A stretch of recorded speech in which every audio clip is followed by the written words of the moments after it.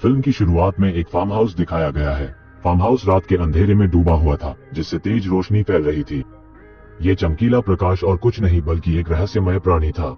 जब किसान सुबह उठता है और देखता है कि किसी ने उसके खेत को खराब कर दिया है, किसान अपने खेत को अस्त व्यस्त देखकर जागा और निराशा से भर गया। खेत के मालिक ने अपने तीनों बेटों को बुलाया और उन्हें खेत की रखवाली करने का काम सौंपा। पुत्रों में जॉन को सभी के द्वारा आलसी माना जाता था। हालांकि उनके बड़े भाइयों ने उनकी दयालुता का फायदा उठाया। उन्होंने जॉन से अकेले खेत की रखवाली करने को कहा। जॉन ने बाध्य किया और अकेले ही खेत की रखवाली करने के लिए तैयार हो गया।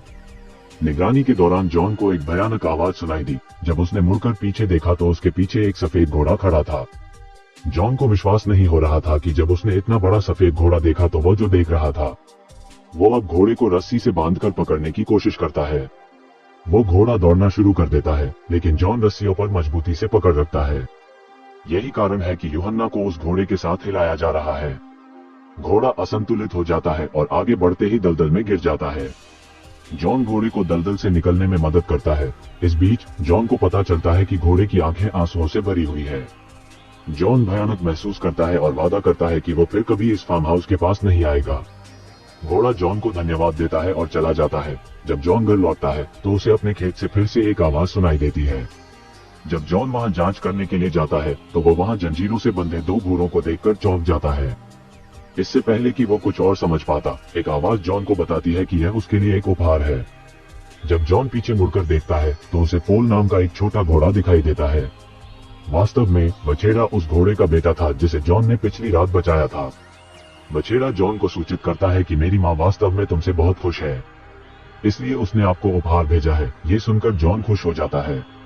दूसरी ओर जॉन अपने पिता की आवाज सुनता है। जॉन बाहर आता है और अपने पिता को बाहर रखने की कोशिश करता है, उन्हें अंदर जाने से रोकता है।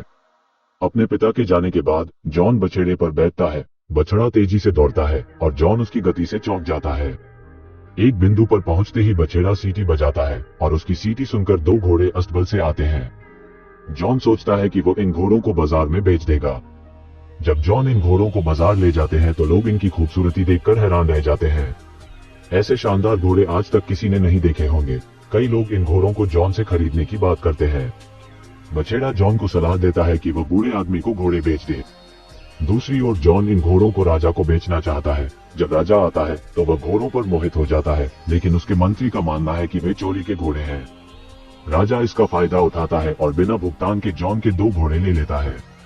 जब जॉन पैसे के बारे में बात करता है तो वह चुप रहता है और निकल जाता है। जॉन को फाल द्वारा डांटा जाता है, जो कहता है, मैंने तुमसे पहले ही कहा है कि इन घोड़ों को उस बूढ़े आदमी को बेच दो। जब बछेड़ा उसे उदास देखता है तो वो फिर से सीटी बजाता है और घोड़े उसके पास वापस आ जाते हैं। इन दो घोड़ों की वजह से राजा की गाड़ी पलट जाती है। राजा आटे की बोरी में गिर जाता है। राजा चिड़चिड़ा हो जाता है, लेकिन कक्ष के कारण वो कुछ नहीं कह पाता और जॉन से इन घोड़ों के पैसे ले जाने को कहता है। जॉन घोड़ों के लिए उच्च मूल्य निर्धारित करता है। राजा के लोगों को यह सलाह देने के लिए विवश करना कि वो यूहन्ना को अपने काम पर रखे, क्योंकि अगर जॉन यहाँ रहता तो राजा अपने अपमान का बदला लेता। जॉन राजा के प्रस्ताव को स्वीकार कर लेता है और उसके लिए काम करना शुरू कर देता है। अब राजा के सहायक ने उसे जॉन द्वारा फीनिक्स पक्षी बुलाने की सलाह दी, जो एक फाइबर था और लाना मुश्किल था। राजा के सहायक के अनुसार पक्षी को बुलाना कठिन है और जॉन ऐसा कभी नहीं कर पाएगा। इस बीच आप उसे मौत की सजा देंगे। राजा अपने सहायक के विचार की प्रशंसा करता है और जॉन को इसके बारे में बताता है। जॉन भी तैयार हो जाता है। जब बछेड़े को इस बात का पता चलता है तो वह जॉन को चेतावनी देता है कि यह खतरनाक होगा। जिसने भी ऐसा किया या उस पक्षी की तलाश में गया वो कभी वापस नहीं लौटा। जॉन ने एक कदम भी पीछे नहीं लिया, क्योंकि उन्होंने चुनौती स्वीकार कर ली थी। बछेड़ा भी जॉन की मदद करना चाहता है, इसलिए वो उसे जंगल में ले जाता है। वो उसे एक स्वप्नफल दिखाता है और उसे बताता है कि ये अग्नि पक्षी के विशेष नट हैं और पक्षी उनका आनंद लेते हैं, लेकिन ये ऐसे मेवे हैं जिन्हें खाने पर पक्षी जल्दी सो जाते हैं। हम बाद में जल्दी से पक्षी को पकड़ने में सक्षम हो गए और वे उस क्षेत्र में पहुंच गए जहां वह रहता था। फॉल के अनुसार फाइबर भूमिगत रहते हैं और वे फर्श पर कुछ नट फेंकते हैं। वे बाद में पक्षी के आने की प्रतीक्षा करते हैं और जब वो नटों को सूंघता है तो वो जमीन से बाहर आ जाता है। पक्षी मेवे खाता है और कुछ ही देर में बेहोश हो जाता है। जैसे ही जॉन फायरबर्ड को पकड़ने की कोशिश करता है, वो अपने पैरों पर खड़ा हो जाता है और उसका पीछा करना शुरू कर देता है। जैसे ही वो जॉन और बछेड़े को पकड़ने के लिए दौड़ता है, पूरे द्वीप में आग लग जाती है। उस फायरबर्ड ने बछेड़े को पकड़ लिया है और जॉन उसके सामने आखिरी अखरोट के स्थान फेंक देते हैं। जब फायरबर्ड उस अखरोट को खाता है तो वो बेहोश हो जाता है। अगली सुबह जब वो उठा तो उसने अपने आप को उन जंजीरों से जकड़ा हुआ समझा। जब जॉन उस फायरबर्ड को देखता है तो उसकी आंखों में आंसू आ जाते हैं, जिससे उसे उसके लिए काफी बुरा लगता है। परिणाम स्वरूप वो अग्नि पक्षी को मुक्त करता है। पंख छोड़ते ही पक्षी अपने पंख खोलकर उड़ जाता है। बाहर निकलते समय वो अपना एक पंख जॉन को देता है, जो गर्मी से चमक रहा था। बछेड़ा जॉन को विश्वास दिलाता है कि राजा अब उसे माफ नहीं करेगा। हालांकि जॉन का दावा है कि इस पंख को देखकर उन्हें यकीन हो जाएगा कि उन्होंने फायरबर्ड को पकड़ लिया है। जब जॉन राजा के पास जाता है और राजा को किसी बात पर विश्वास नहीं होता। अगले दिन जॉन को मौत की सजा के लिए लाया गया। जॉन पंख प्रदर्शित करता है, लेकिन यह अब चमक नहीं रहा है और राजा जॉन को मारने का आदेश देता है। जैसे ही राजा ने अपनी मौत की सजा का आदेश दिया, फायरबर्ड प्रकट हो गया। उसे देखकर हर कोई चौंक जाता है और सभी को जॉन पर विश्वास हो जाता है। नतीजतन राजा को अपनी मौत की सजा वापस लेनी चाहिए। इसके अतिरिक्त राजा जॉन को पदोन्नति देता है। ये राजा को और भी अधिक चिढ़ाता है, इसलिए वो अपने मंत्री से एक नई योजना तैयार करने के लिए कहता है। काफी सोच विचार के बाद मंत्री ने सुझाव दिया कि हम जॉन को पहाड़ की राजकुमारी लाने के लिए भेज दें। सबसे पहले जॉन सफल नहीं होगा और यदि वो करता है तो यह अभी भी आपके पक्ष में है। आप उस राजकुमारी से विवाह कर सकते हैं, आपको दोनों तरफ से लाभ है। राजा वास्तव में इस विचार को पसंद करता है और जॉन को इस मिशन पर भेजता है। जॉन आखिरकार इसे सार पर्वत पर ले जाता है, जहां राजकुमारी रहती है। वो देखता है कि पहाड़ पर महल में जाने का रास्ता बर्फ की मोटी परत से बना है। उसे तोड़ना काफी कठिन था और इसी बीच एक फायरबर्ड का पंख आ जाता है और बर्फ की दीवार गिर जाती है, जिससे बची हुई बर्फ की परत टूट जाती है। एक जलप्रलय आता है और बछड़ा तैरता है और बाद में उसमें गिर जाता है। स्नोबॉल की तरह वो पहाड़ों से नीचे गिरता है। जब जॉन महल में प्रवेश करता है तो वो बड़ी संख्या में लड़कियों को देखता है। वे सभी सो रही थी। उनमें असली राजकुमारी की पहचान करना बेहद मुश्किल था। हालांकि जब एक फायरबर्ड पंख एक लड़की के पास गिरता है तो जॉन उसे राजकुमारी के रूप में पहचानता है। जॉन जब उस लड़की की खूबसूरती देखता है तो हैरान रह जाता है और वो उसे बताता है कि उसका राजा उससे शादी करना चाहता है।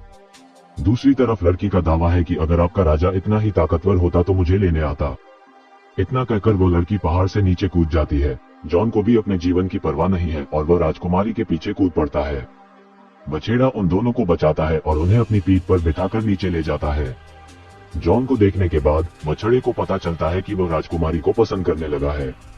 बछड़े को पता चलता है कि अगर राजा को पता चल गया तो यह उसके लिए एक समस्या होगी। राजकुमारी छुप छुप कर उनकी बातें सुन रही थी। वो भी सोचती है कि वो जॉन को पसंद करने लगी है। जब वे राजा के पास लौटे तो इतनी खूबसूरत राजकुमारी को देखकर हर कोई हैरान रह गया। अब जब उसने जॉन को जीवित देखा है तो राजा चिढ़ता है, लेकिन उसके अनुयायी उसे समझने की कोशिश करते हैं कि यह उसके लिए फलदायी है। अब वे जॉन को प्रमोट कर रहे हैं, लेकिन वो इससे खुश नहीं है। उसे राजकुमारी की चिंता थी, इसलिए वो चुपके से उससे मिलने चला गया। इससे पहले कि वो राजकुमारी को कुछ बता पाता, राजा के लोग आ जाते हैं और उसे ले जाते हैं। राजा ने राजकुमारी को प्रस्ताव दिया। वो उससे शादी करने की शर्त रखती है। यदि वो उसकी दादी की अंगूठी राजकुमारी को ला सकता था। वो अंगूठी समुद्र में खो गई थी।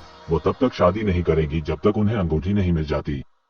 इसके बाद राजा चिंतित हो जाता है और जॉन आ जाता है। जैसे ही वो वहां खड़ा होता है, राजा उसे गोली मार देता है।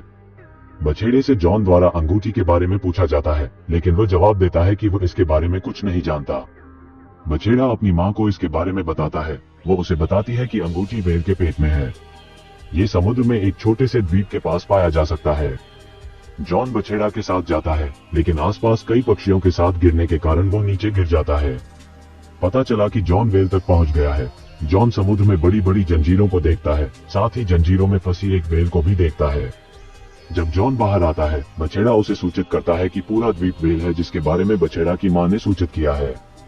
जॉन व्हेल से पूछता है कि उसके साथ ऐसा किसने किया। व्हेल का कहना है कि मैंने दुर्घटनावश कुछ जहाजों को खा लिया है, इसलिए व्हेल को अन्य नाविकों ने कैद कर लिया था। हालांकि अब ये व्हेल अपनी गलती सुधारना चाहती है। जॉन व्हेल के लिए दुखी है और उसके पास एक योजना है। उनका मानना है कि व्हेल की छींक में मदद करने से वो उससे सब कुछ निकाल पाएगा। योजना के मुताबिक व्हेल की नाक के अंदर जाकर उसे गुदगुदाना था। इस बीच व्हेल छींकती है और उसके पेट से सभी जहाज निकलते हैं। बाद में व्हेल समुद्र में लौट आती है। व्हेल के जाने के बाद जॉन को अंगूठी की याद आती है और वो उदास हो जाता है। वेल की अनुपस्थिति के परिणामस्वरूप अंगूठी के साथ एक केकड़ा दिखाई देता है।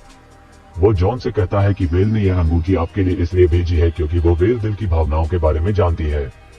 वे बाद में राजकुमारी के पास लौट आए। वे आग की चिड़िया को देखते हैं जिसे राजा ने इमारत से बांध दिया है। जब जॉन राजकुमारी को अंगूठी देता है तो वह जानती है कि वो उसके लिए कुछ भी कर सकता है।